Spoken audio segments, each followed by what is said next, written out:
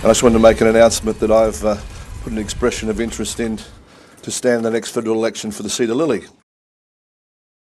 I relish the prospect of that contest. If he wants an adversary, let him have one.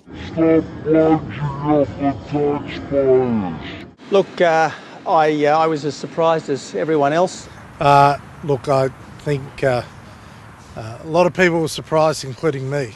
I guess in many ways I'm not entirely surprised. I think it's pretty much official today that the Liberal Party, particularly in my home state, is now a wholly owned subsidiary of Mr Palmer. Like everyone else who wants to run for the LNP, I'm afraid he's got to run the gauntlet of a very testing pre-selection process. I've talked to the people, I understand their problems and their needs. I'll be urging the LNP to pick the right candidate for every seat in Queensland. I campaigned in Lilley for 4 elections in a row during the 1980s and 1970s.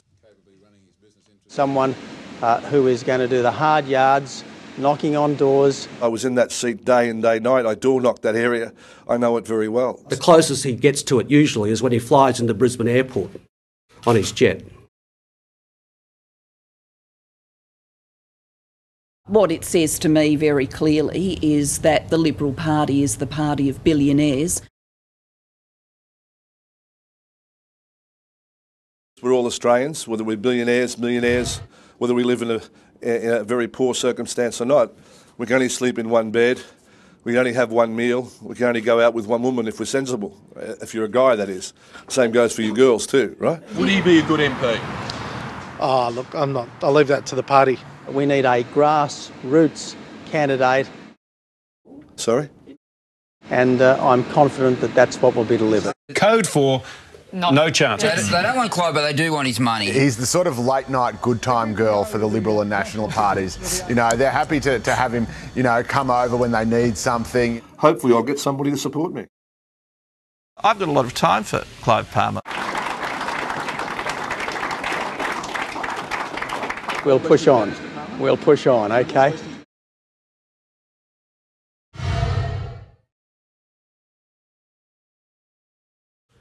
Now, we've seen a couple of other statements this morning from Mr Palmer which are also somewhat alarming. Why can't we build the Titanic? I think we can, and I think that's what we're going to do. Well, of course it will sink if you put a hole in it, but it's not going to be designed with a hole in. You know, it's going to be designed so it won't sink. Look, Clive's a character, and I think I've said what needs to be said.